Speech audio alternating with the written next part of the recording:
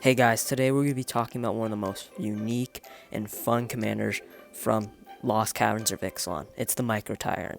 He's a black-green, and it's a legendary creature, Elder Fungus, and if you really care about Elders, he's going to fit right into those decks.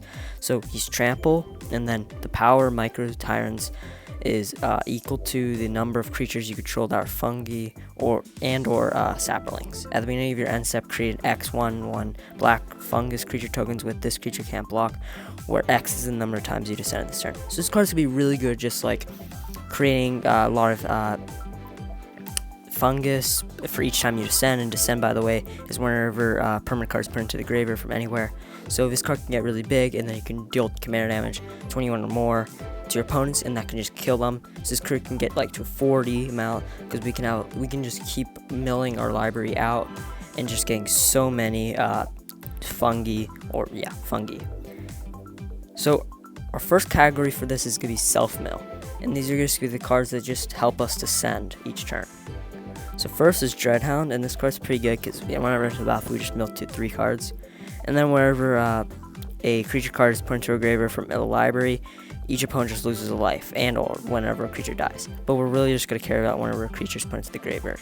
So then we can just make each opponent lose a lot of life whenever you descend each. Next up, we got a card that just mills cards whenever it attacks, and then we can also cast cards from our library, our graveyard, that were put there this turn. So that can be also pretty good for just casting cards.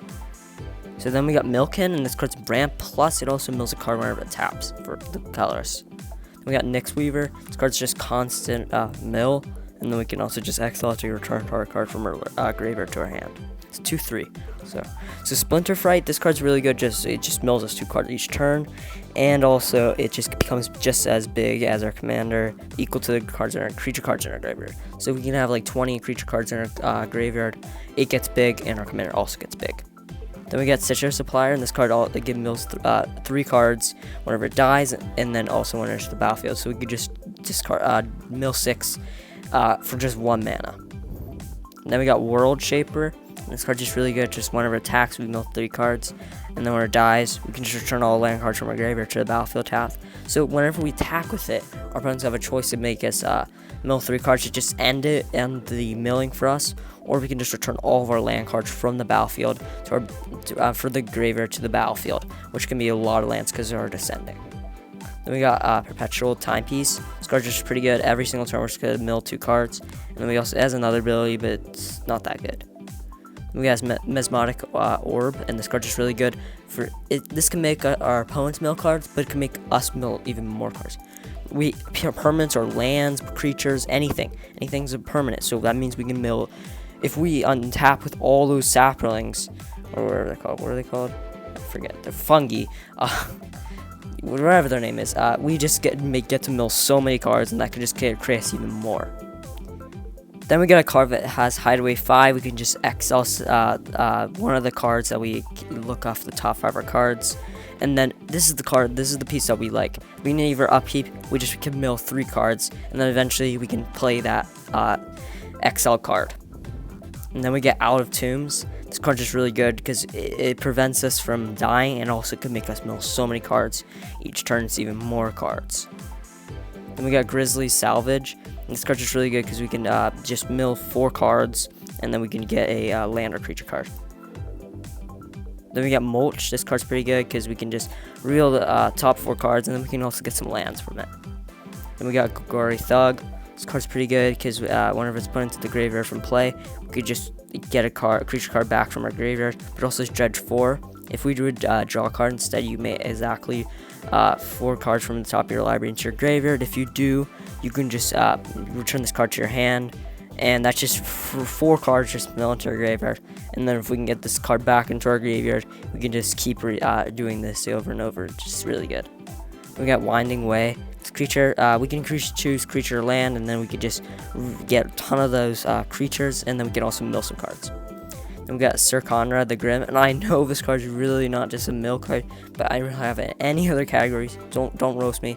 But whenever another creature dies or creature is put into the graveyard from anywhere, we can just deal 1 damage to each opponent. So that's just whenever we dredge, or whatever it's called, descend. It doesn't matter what the name is. We can just mill cards. deal damage to our opponents.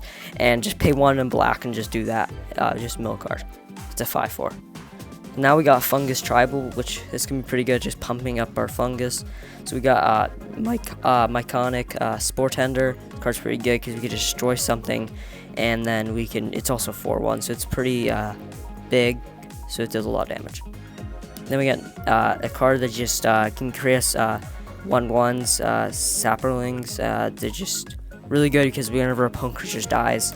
And then it also has a sack outlet and then another sack outlet. Then you got Slimefoot, the Stowaway. And this card's pretty good. It's just whenever one of our Sapperlings dies, we can just deal 1 damage to each opponent and we can gain a life. Then you got Sporecount Thaliad, and this card just pumps up all of our fungus and Sapperlings. Then we got Spore Mound. This card's just really good, just so we can create a lot of things whenever we play land down.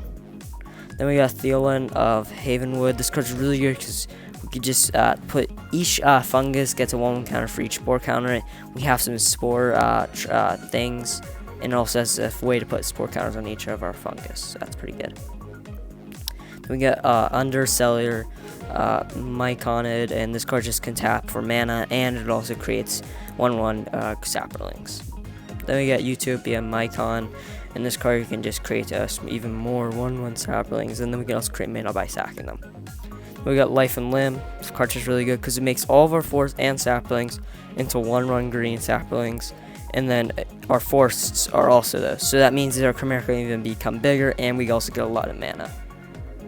Then we got Pact of Serpent. This card's really good because we can just choose creature type, and then we can just draw so many cards. And we do lose life, but we hope it's not enough to kill us. If it kills us, then this card just becomes useless. If not, we can just kill ourselves, and we can draw a lot of cards. Who doesn't like to do that? Then we got Mirkwood Bats, and this card has nothing to do with a tribal, but let's just say it's a fungus. Yeah.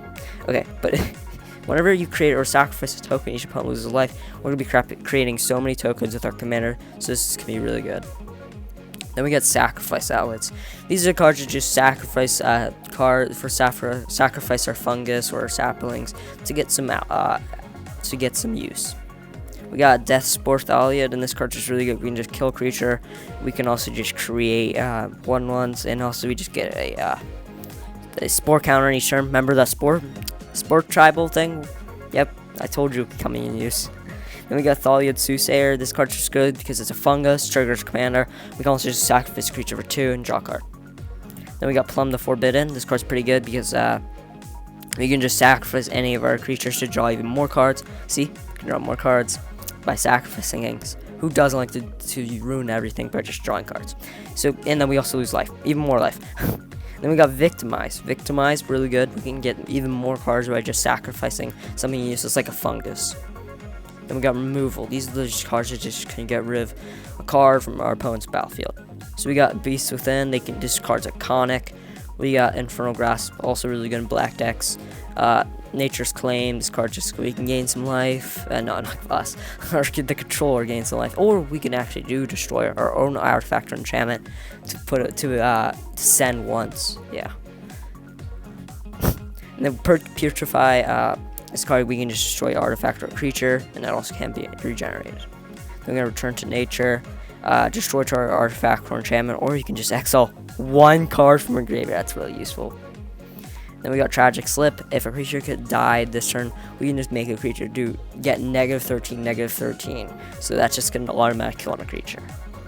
And then we got Feed the Swarm. We lose some life, but we love losing life. And then destroy target creature enchantment. Now, lastly, we got Ramp.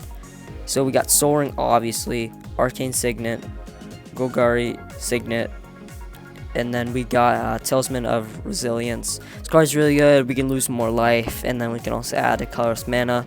So really good for just 2 mana cards. These cards are just iconic Ramp.